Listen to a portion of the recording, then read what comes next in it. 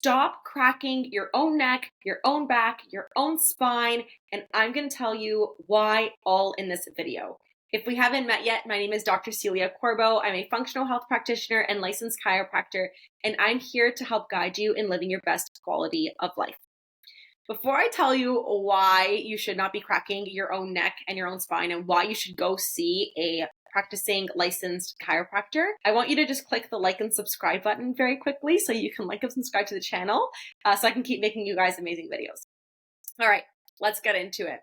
As a chiropractor, I see this a lot. I would say like 6 out of 10 patients self-adjust. And that's what I'm going to be referring to in this video as cracking your own neck or your own back. It's self-adjustments.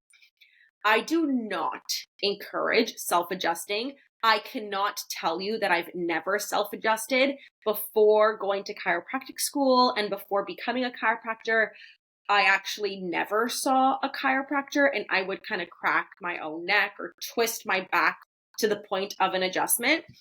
And I really regret it now because I did do a lot of damage to my own body. So before I get into why you shouldn't, let's just talk about what an adjustment is.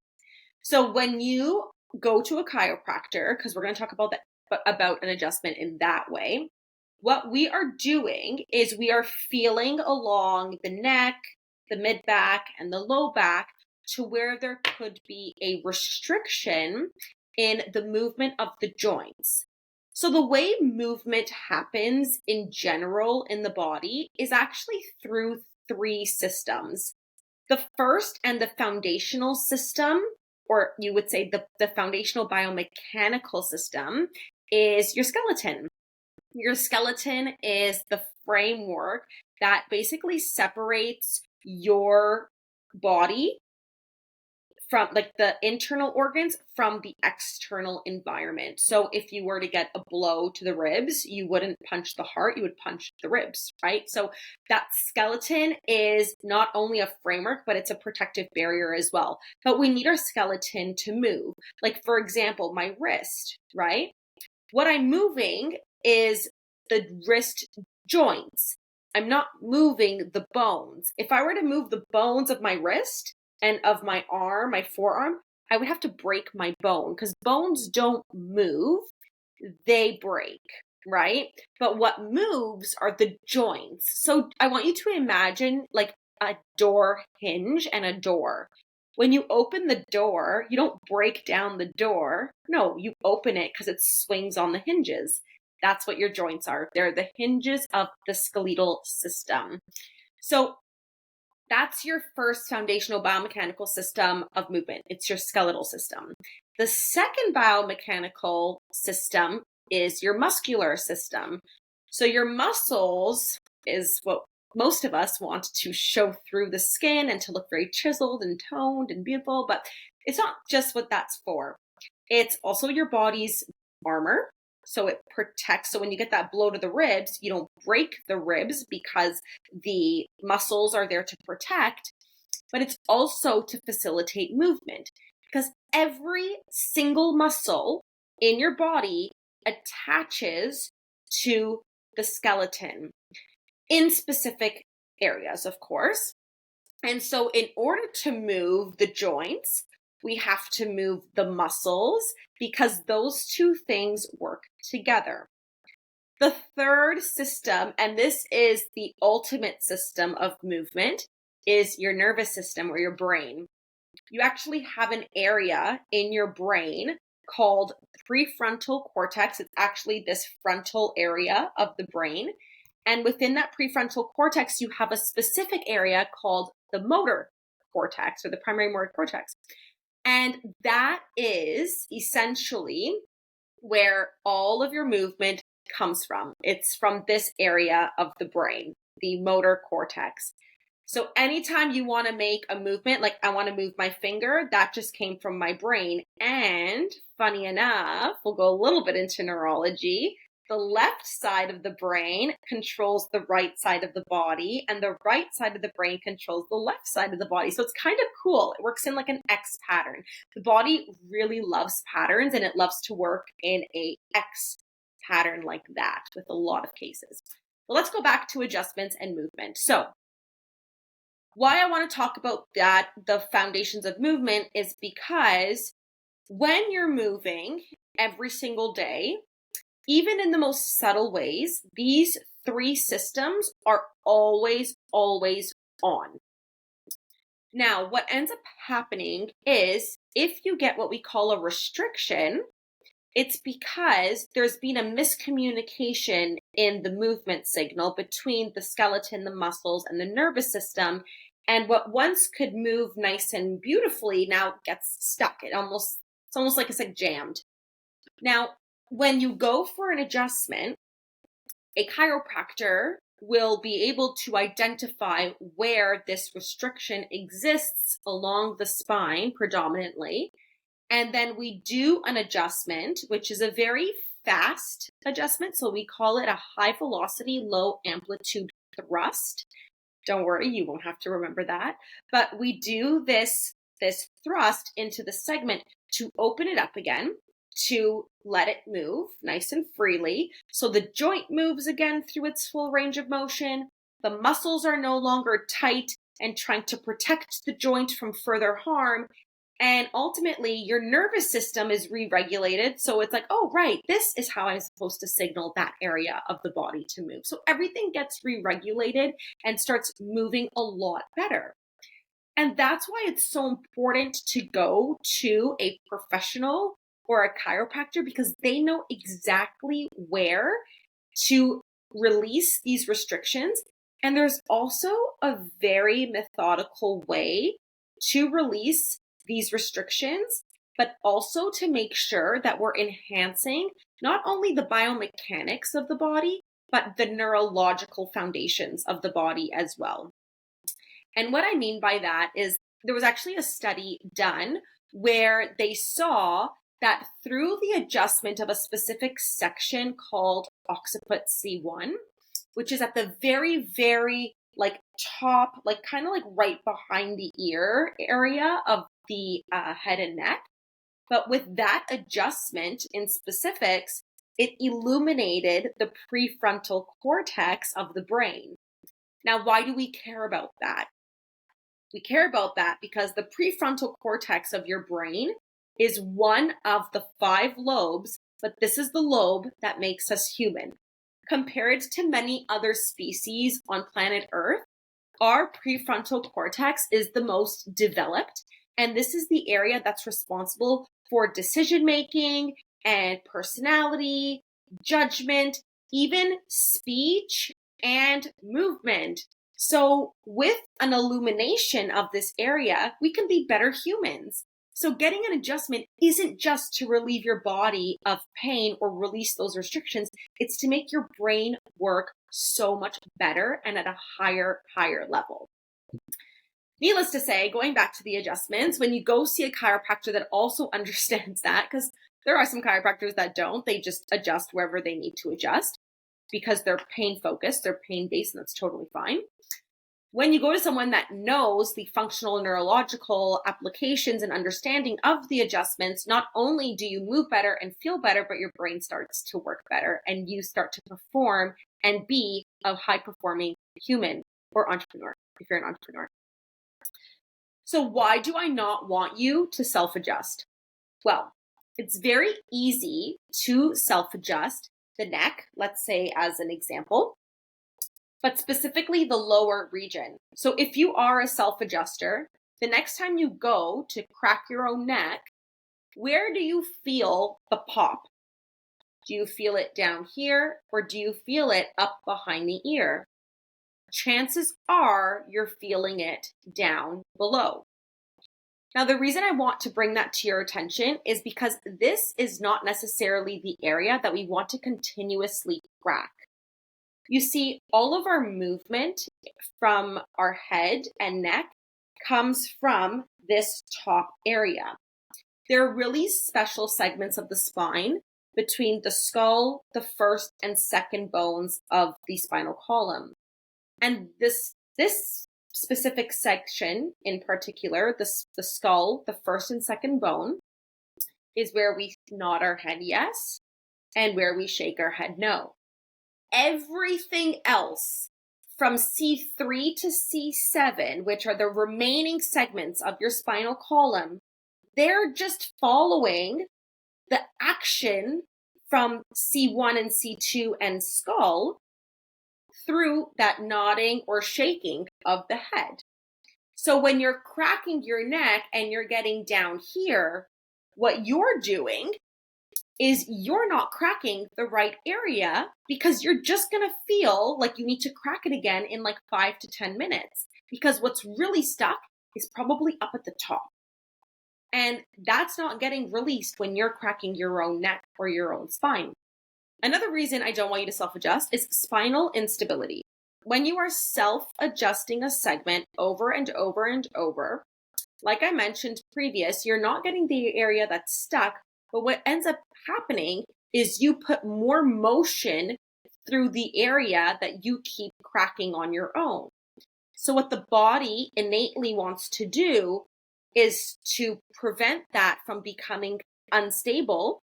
So it will tighten up the muscles even more, which will generate the desire and the need for you to continuously self-adjust. And it's this really vicious cycle that we end up in where you're self-adjusting and things are feeling better temporarily, like literally 5 to 10 minutes. And then you feel the need to self-adjust again. Feels better, then it comes back. Self-adjust. Feels better, comes back. Self-adjust. Do you see where I'm going with this? So you don't want to keep self-adjusting because again, you're not getting the area that's stuck and you're putting too much motion through the area that doesn't need to be released and it's only making the muscles tighter. And what that ends up doing in the long term is not only promoting instability of the spine, which is very dangerous, but you're also changing the signaling within the nervous system. So there's this really cool phenomenon called neuroplasticity. They didn't think that the brain could change. They thought, this is it. Our brains are stuck like this. We learn up until a certain age and then we're done. But that's not true.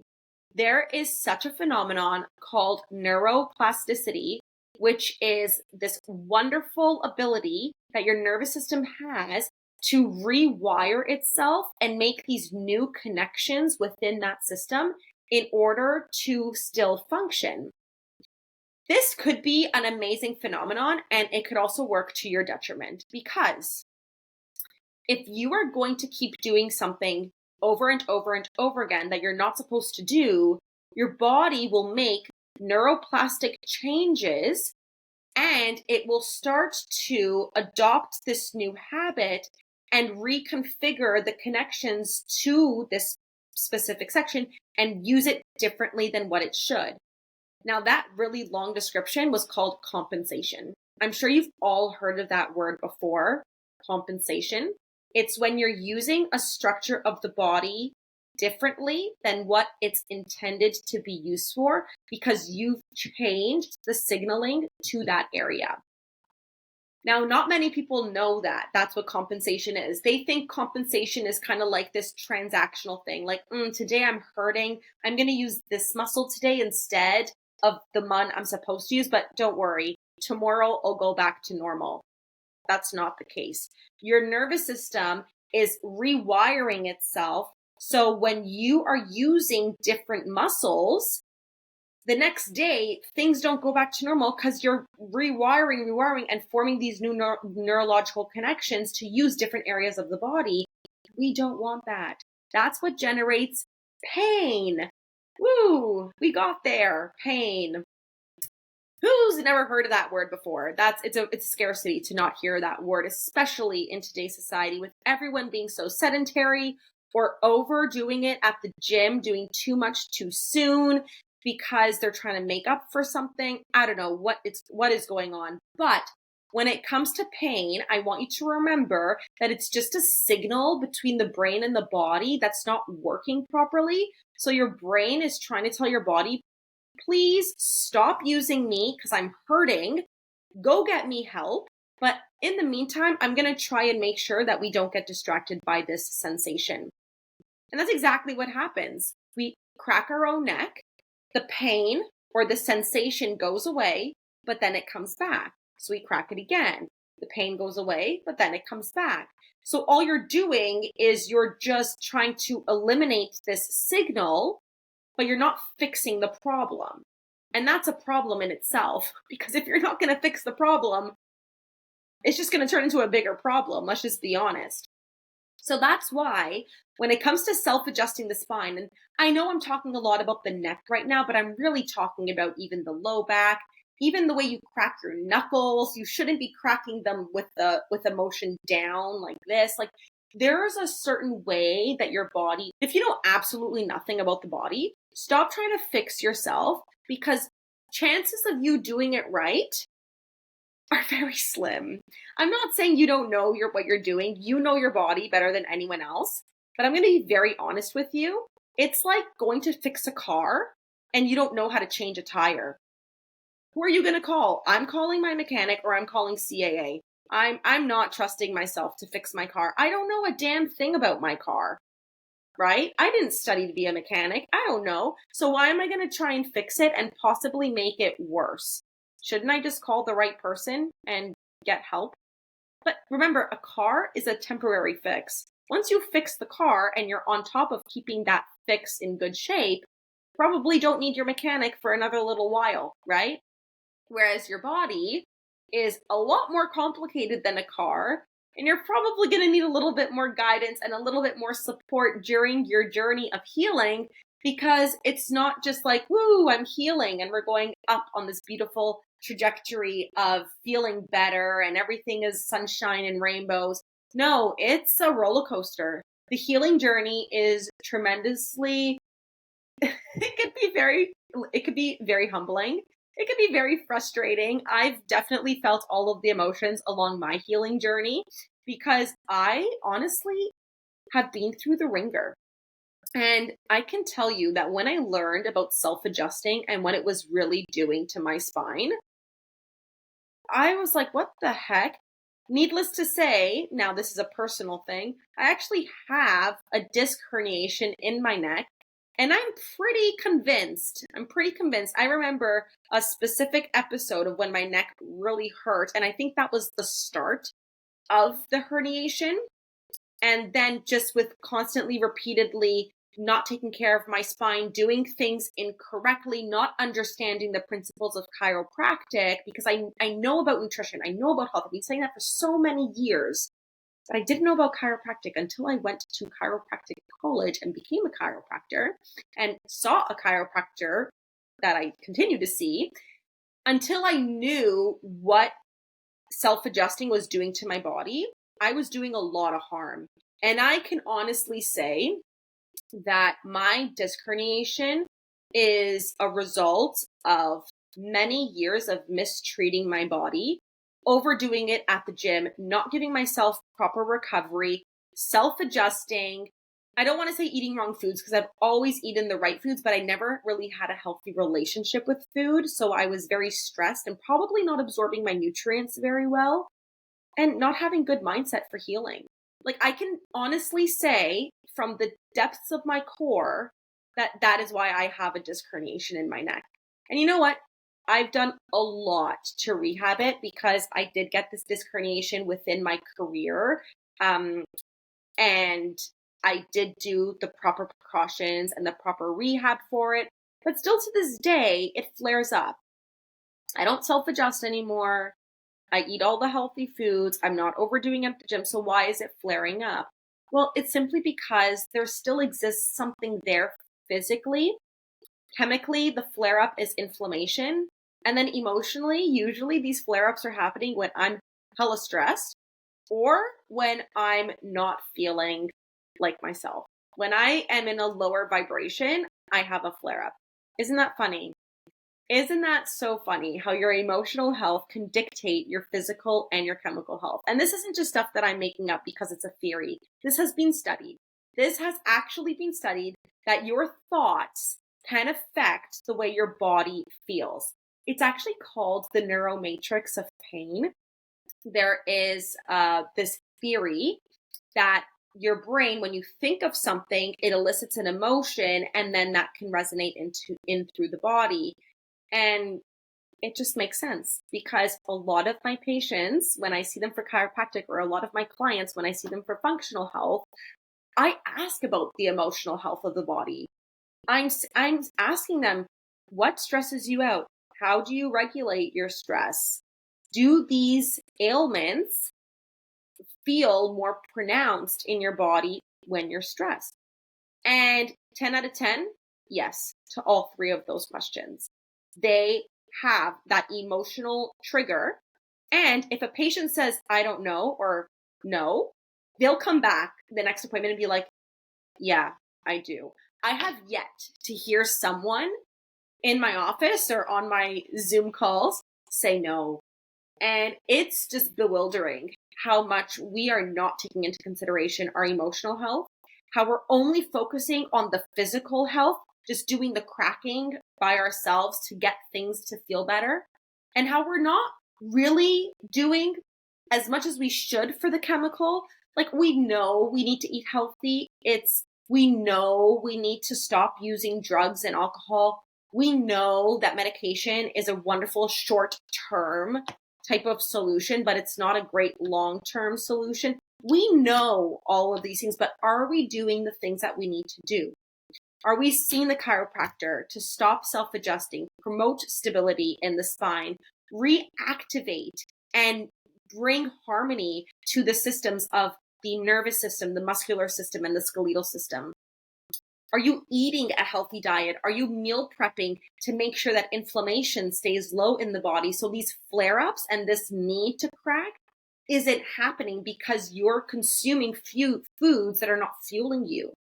And are you regulating your emotional state in the body? Are you handling stressors well? Are you able to emotionally process things that happen at work or in your family life or in your personal life?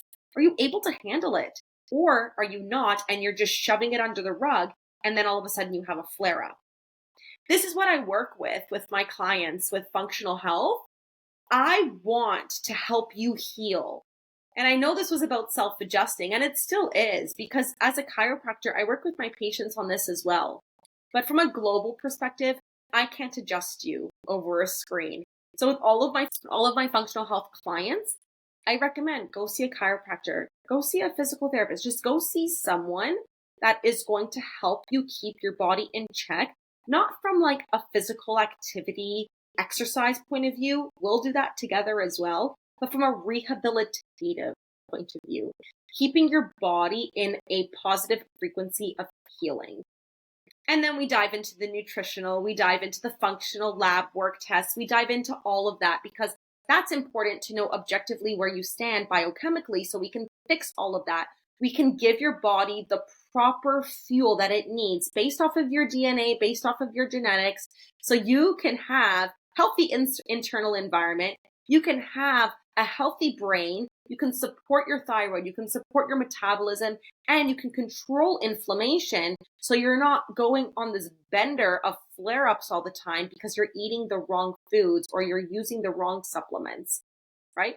And then the emotional. I would say the emotional is the most difficult because it is forever changing with a journey in healing. There's a lot of ups and downs and turnarounds and all these really wonderful things that it would be really wise to use a guide with to help you. So at the end of the day, when it comes to self-adjusting, when it comes to taking care of your body, I highly recommend that you go see a professional to help guide you. And you have to resonate with that professional as well. Now, I'm so happy that you are here on my channel, and I hope you have liked and subscribed to the video. But I am so happy that you're here. But I might not be the practitioner for you. I might not be the person that you're like, ooh, I like her. I'm going to work with her. I might just be an educator for you. And you might find the most amazing coach to work with. And I encourage that. And if you do think it's me, just click the link. We'll book a call. See if when you meet me in person, and it's a more individual type of call, not a general YouTube video that we click. So if that's it, click. But if not, explore. and find a practitioner that you resonate with, because that will also help your healing as well. And that will also help your body perform at its best, because you are getting guidance that you trust and you are not questioning it. You are not resentful towards it. You are not skeptical towards it. You are embracing it, and you are taking yourself on this journey of living your better quality of life.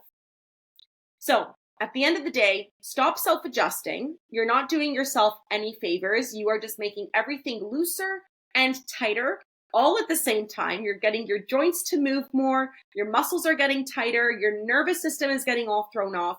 You're compensating. You're changing all of the connections through neuroplasticity. And you need to find yourself a guide, a chiropractor if that's the person, a physiotherapist if that's someone. If it's a functional health practitioner that does all three, physical, chemical, and emotional, which is me, then it's me. But you got to find yourself someone that you trust and resonate with, so they can help you live your best quality of life. I hope you enjoyed this episode. Don't forget to like and subscribe. I'll see you at the next one.